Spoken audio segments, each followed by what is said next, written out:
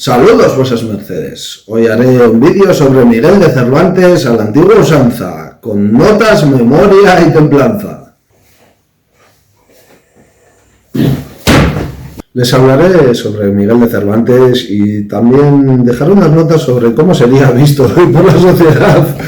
Tocaré por encima un poquito los puntos de su vida. Miguel de Cervantes estudió para poeta, él quería tirar para las artes, aunque su padre preferiría otras profesiones, y se fue a Madrid como bachiller a estudiar poesía, ya que le cogió uno de los catedráticos de allí y le dio una especie de beca.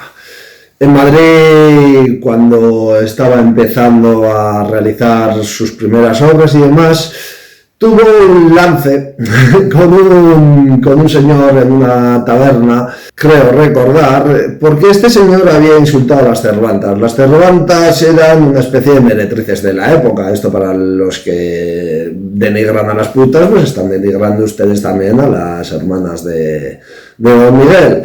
Y un señor, pues tenían unas costurerías, estaban solas y solían recibir dinero. Un señor insinuó que eran prostitutas o cortesanas y Don Miguel se cabreó, sacó la espada, le retó un lance y lo hirió casi de muerte. No llegó a matarlo, pero casi. Miguel tuvo que escapar, fue denunciado y condenado a perder el brazo y a ir a la cárcel. Vamos, un delincuente de los de hoy en día, de los que tanto se insulta aquí por redes, nuestros grandes adalides de la moral, eso sí, luego diciendo que Don Miguel de Cervantes era un dechado de virtudes. Por lo tanto, se fue a Granada, a Sevilla, y embarcó hacia Italia. En Italia entró al servicio de un cura allí, de un obispo, y estuvo casi un año hasta que el que la había llevado allí, que era parte de los tercios, le dijo a ver si quería entrar en los tercios. Don Miguel pensó que esa idea era buena, o Miguel en aquella época, y entró a formar parte de los tercios. Estos más adelante le llevarían a Lepanto, a la batalla de Lepanto, y de hecho en aquella época ya Miguel ya tenía, no llevaba mucho, pero ya tenía algo de brío y tenía mando sobre tropa, iba a tener mando sobre tropa. Pero al comenzar la batalla, los días anteriores se puso muy enfermo y el día de la batalla Miguel estaba tirado y medio delirante. No obstante, él por sus cojones decidió que esa batalla había que lucharla, y allá que subió se puso al mando de 13 personas y ahí estuvo en un barco en primera línea. Recibió, en una batalla que duró todo el día, recibió un arcabuzazo en el pecho y otro en la mano. Que se la dejó inútil y que por eso le llamaríamos manco, aunque realmente sería el karma, pues la justicia lo hubiese cortado el brazo entero. O la mano, que la memoria a veces falla. Así, después de esa batalla y de haberse cubierto de gloria, estuvo en un hospital en la costa de Italia o en la de Grecia, no me acuerdo muy bien, en el lado griego del Tirreno, y allí estuvo recuperándose de las heridas casi un año. Se cabreó mucho, pues se cabreó con Felipe II, pues hubo una oportunidad de atacar de nuevo, y Felipe II, aunque preparó la campaña, luego se echó para atrás. Esto a Miguel de Cervantes le sentó muy mal y se lo recriminó de por vida. Además iban a ir dirigidos por Alejandro Farnesio, que ese es uno de los grandes, de hecho fue uno de mis apodos.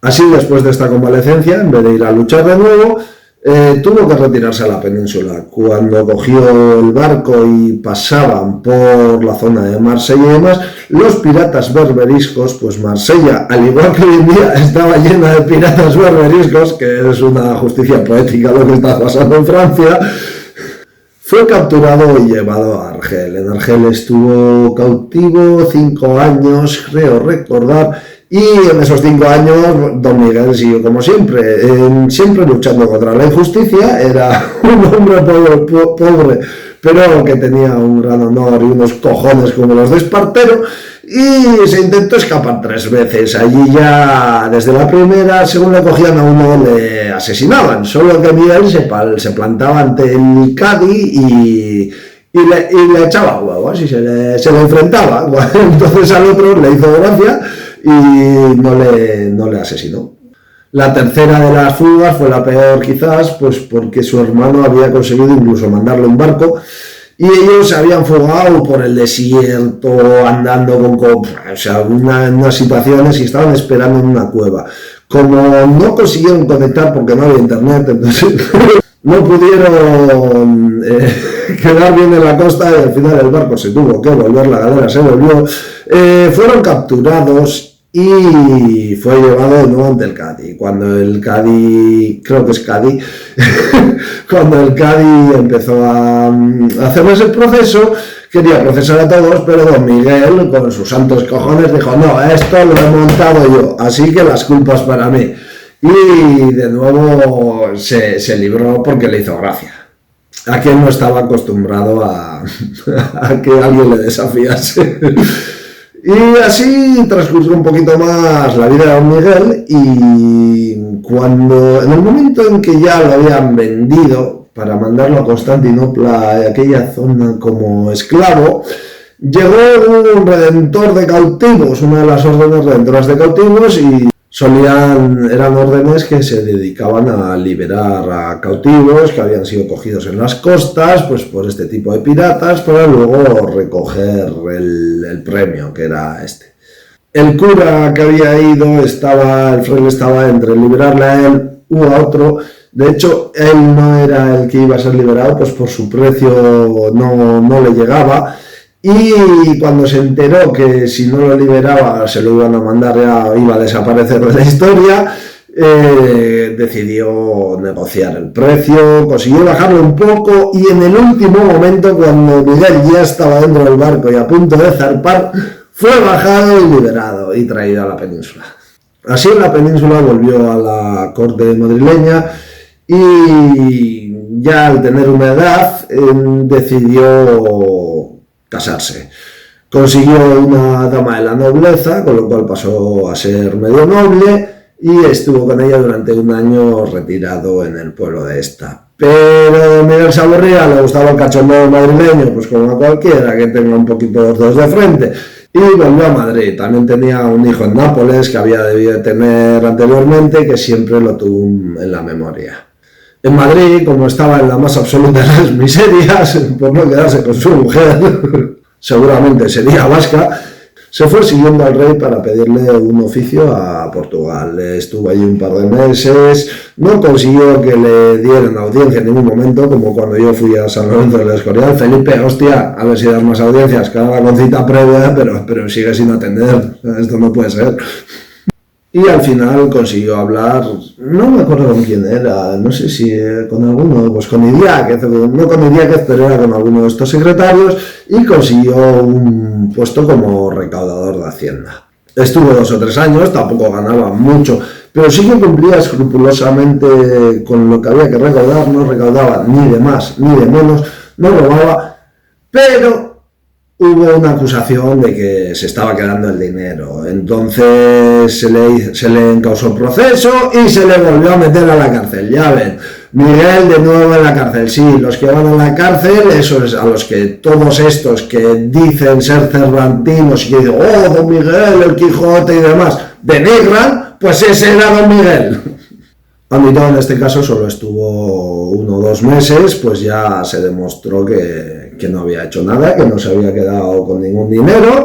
Un poquito de estilo lo del hermano de Ayuso, que le está mandando un inspector para tapar las vergüenzas de Coldo, la mujer del cerdo este del Sánchez, y bueno, y esta tropa de Baleares, bueno, y todos los que están metidos ahí así, que roban, que vamos.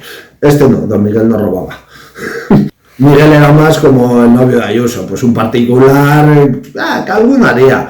Desde luego no era como ahora, pues la exacción fiscal era muchísimo menor y moralmente positiva hoy en día, pues porque en el estado total todo lo que usted pueda defraudar, vamos, es fetén.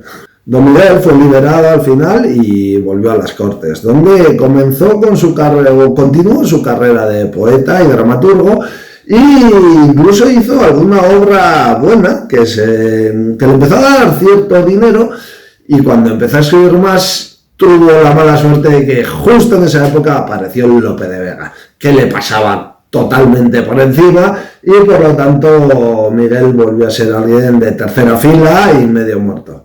Don Miguel decidió explorar entonces la parte de hacer cuentos y empezó a hacer sus novelas ejemplares, realizó algunos otros cuentos y uno de ellos fue El Quijote. Es un cuento que comenzó como un cuento para echar unas risas, pero que se le iba escribiendo solo,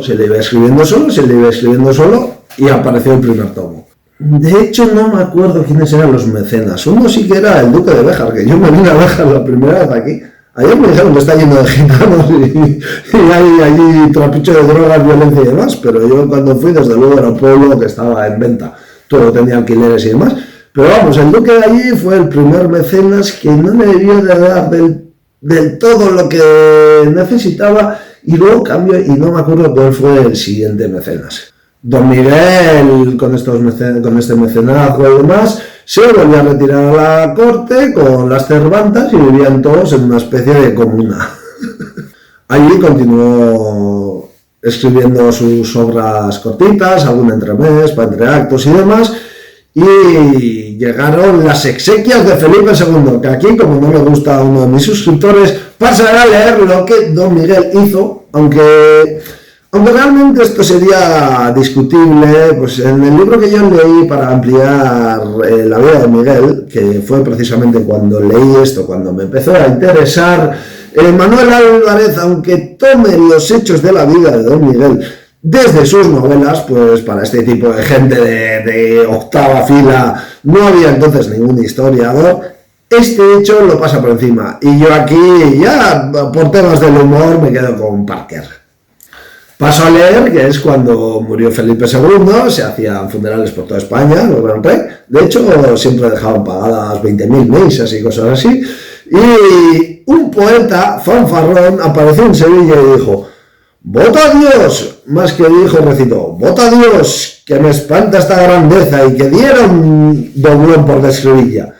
Porque a quien nos sorprende y maravilla esta máquina insigne, esta riqueza. Por Jesucristo vivo, cada pieza vale más de 1.000.000 y que es mancilla. Que esto no dure un siglo, oh gran Sevilla. Roma triunfante en ánimo y nobleza, apostaré que el ánima del muerto por gozar este sitio ya ha dejado la gloria donde vive eternamente». Esto oyó un valentón y dijo: «Es cierto cuanto dice o hace, señor soldado, y el que dijere lo contrario, miente». Y luego, incontinente, caló el chapeo, requirió la espada, miró el soslayo, fuese y no hubo nada. El escándalo obedecía no solo a la blasfemia que se suponía jurar dentro de un templo, sino al sarcasmo general sobre la cantidad de dinero gastado en estos fastos. Me espanta esta grandeza. Diera un doblón por describirla. La sugerencia de que cada pieza del efímero túmulo de madera y cartón vale más de 1.000.000. Y por si fuera poco, el poema era escatológico. El término incontinente recordaba todas las terminales cámaras del rey descritas en todas las crónicas sobre su agonía final. Sin embargo, el poeta fanfarrón sabía por experiencia lo que significaba ser un señor soldado del difunto rey. Se trataba de Miguel de Cervantes. Sí, porque el rey murió bastante jodido allí, postrado en una silla, como ya dije en otro vídeo, vamos, que se cagaba encima de todo. Pero bueno, eso es el más grande rey que hemos tenido, tío, el puto amo. Esta vez además me salió muy mal, me salía mejor antes, cuando lo he hecho de pruebas, pero bueno, las cosas del vídeo, nunca me ha gustado grabarme con una cámara. Y nada, pasaríamos ya a Avellaneda, que se aprovechó un poquito de la fama que había adquirido el primer tomo, pues se había incluso traducido a otros idiomas y demás, y publicó El falso Quijote, que hizo que Cervantes, que lo tenía un poquito dejado de lado, hiciera la segunda parte de su obra, riéndose de Avellaneda y de su Quijote, con un estilo muchísimo mejor, y que al final de la obra lo matase, para que no hubiese nadie que volviese a hacer lo mismo. Uno de los últimos puntos de la vida de Cervantes, y uno de los que más le alegró, fue cuando, yendo hacia Madrid, no sé si iban desde Sevilla, pero iban de aquella, se viajaba en mula y demás, era muy lento, y yendo hacia allí pasó un bachiller, otro pobre como él, y al saludarse y demás, al enterarse de que era Cervantes, echó rodilla al suelo y le dio loas y le dijo lo gran escritor que era. Esto a Cervantes fue algo de lo que más orgullo le dio, porque Cervantes no escribía para los grandes, Cervantes escribía para los miserables como él. Y así fueron hasta Madrid, les acompañó hasta allí y luego ya a la entrada se despidieron. Cervantes ya se fue lleno, para él eso le llenó, y a los pocos días falleció. Las conclusiones que yo sacaría sobre Cervantes y la situación actual es que muchas veces a estos que se denigra hoy en día, y incluso a mí, que está en la cárcel también, pues a todos los que se nos denigra y demás, seguiríamos la estela de Miguel de Cervantes. De hecho, muchos de estos pseudomoralistas que hoy en día se dedican a insultar a toda la gente que haya pasado por procesos o haya tenido sucesos un poquito como el de Cervantes, que estuvo a punto de matar a un hombre y demás, les insultan, pero luego se van a gloriar de Cervantes. No, perdone, insulta a Cervantes también. No diga usted el lenguaje cervantino y España, Cervantes. No, insúltele también a él, que es usted miserable y atroz.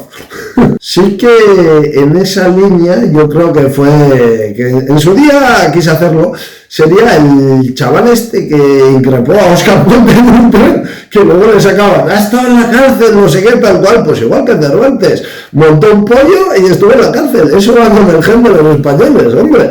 Cuando vemos a un cabrón, cogemos y le montamos un pollo. Y Cervantes no creía que Felipe fuera un cabrón, pero vio que había hecho muchas cosas mal. A todos estos políticos habría que cogerlos así del pescuezo y montarles un pollo diario con todas las que están liando y nos están robando. Y con esto terminaría un vídeo diferente y como ven me ha salido fatal.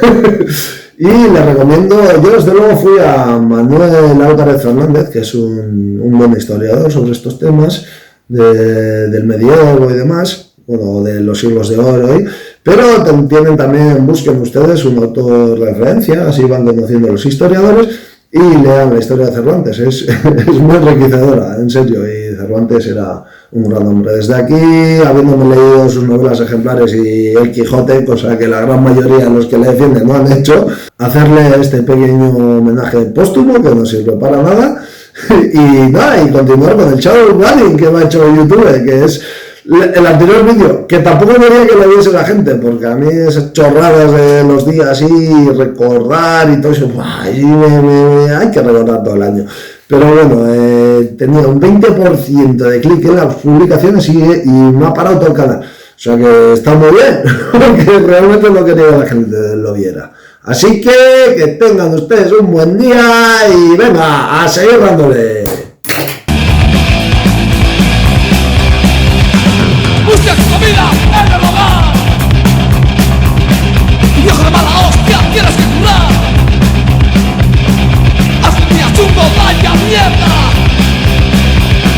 Tomamos cervezas con unos colegas.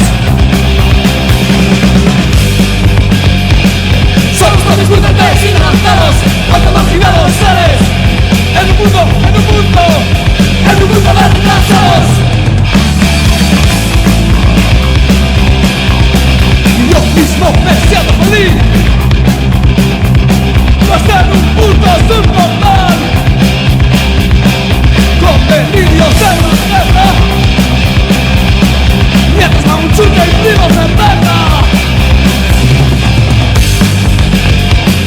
Somos los disfrutantes inadaptados, automarginados seres. En un mundo de retrasados.